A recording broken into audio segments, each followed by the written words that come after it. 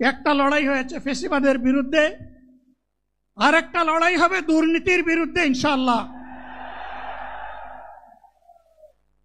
এই দুর্নীতির মূল উৎপাটন করার জন্য যা দরকার, আমরা তারুণ্য এবং যৌবনের শক্তিকে একত্রিত করে সেই লড়াইয়েও ইনশাআল্লাহ আমি জয়লাভ করব। জামাতে ইসলামী যে দুর্নীতিমুক্ত সমাজ গড়বে তার প্রমাণ কি? তার প্রথম প্রমাণ হচ্ছে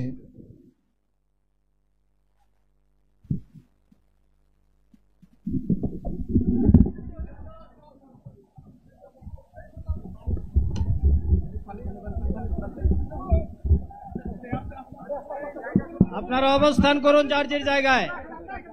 আপনাদের সবকিছু দেখার জায়গা স্থান পরিবর্তন করবেন না, সবাই জায়গায় থাকেন, সবাই তার নিজ নিজ জায়গায় অবস্থান গ্রহণ করেন, সবাই তার নিজ নিজ জায়গায় অবস্থান গ্রহণ করেন।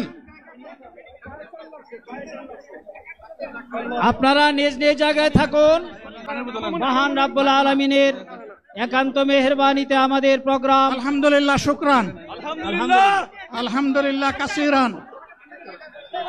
সম্মানিত ভাইরা,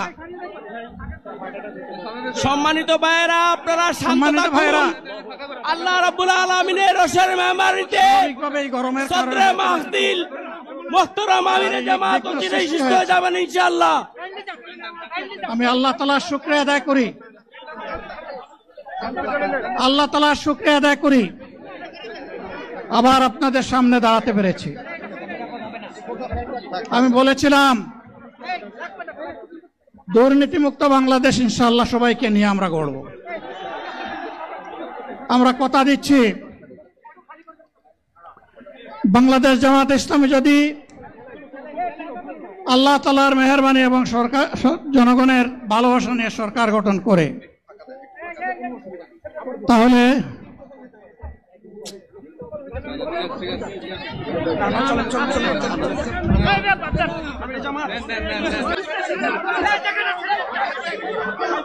আমিরে জামাত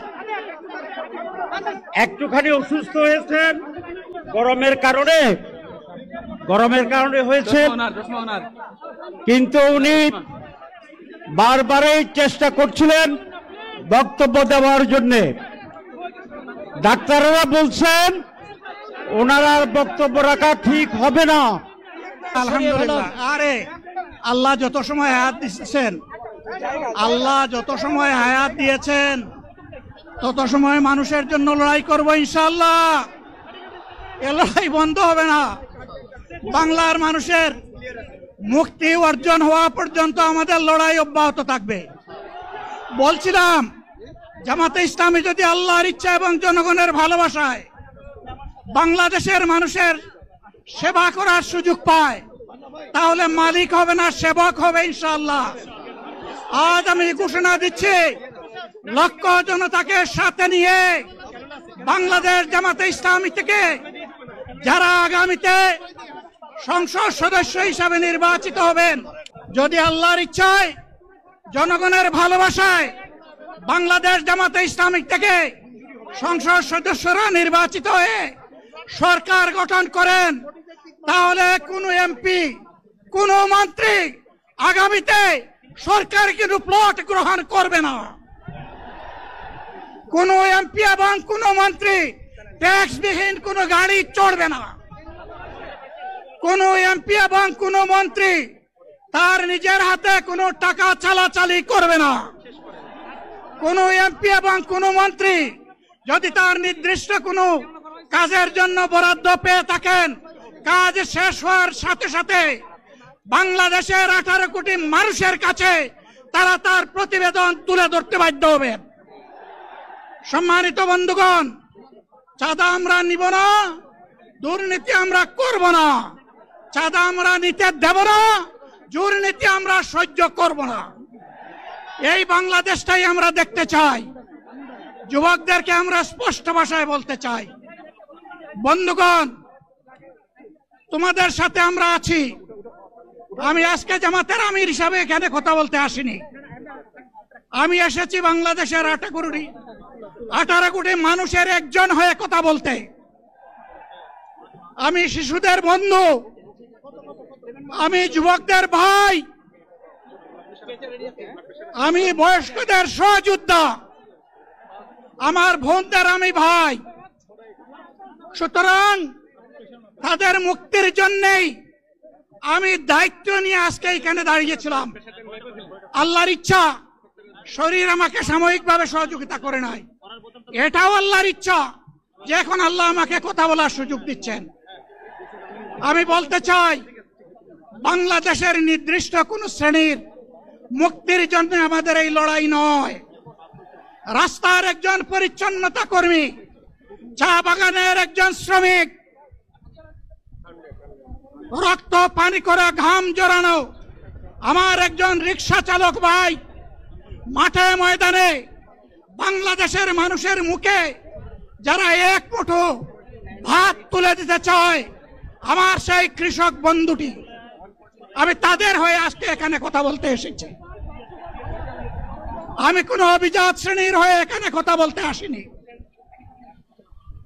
আল্লাহ তাআলার অশেষ মেহেরবানি, আজীবন সকল রক্ত চক্ষুকে উপেক্ষা করেছি, জেল জুলুমের পরোয়া করি নাই।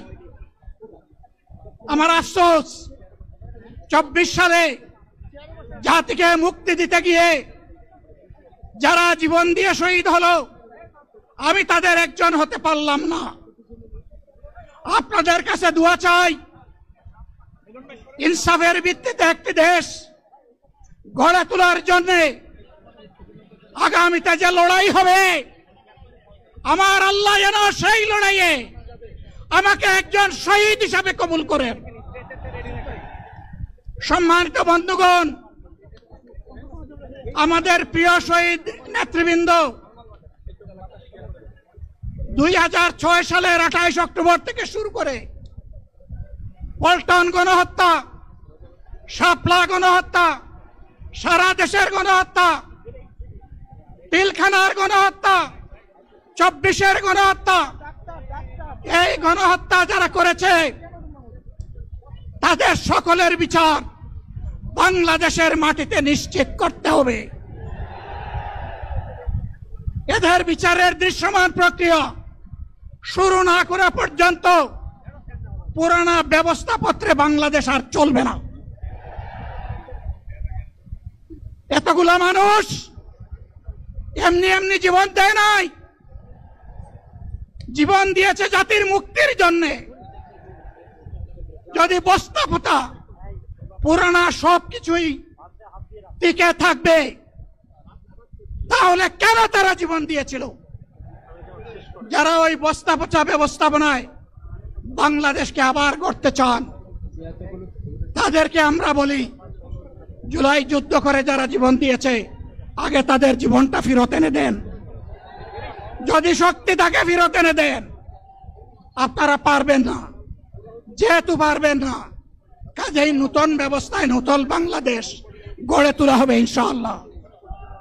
শিশু, কিশোর, যুবক, মা, বোন, শ্রমিক, ছাত্র, জনতা, ব্যবসায়ী, সবাইকে যেই দেশ, যেই সংবিধান, যেই রাষ্ট্র নিরাপত্তা দিতে পারবে, সেই নতুন বাংলাদেশ আমরা গড়ে তুলতে চাই।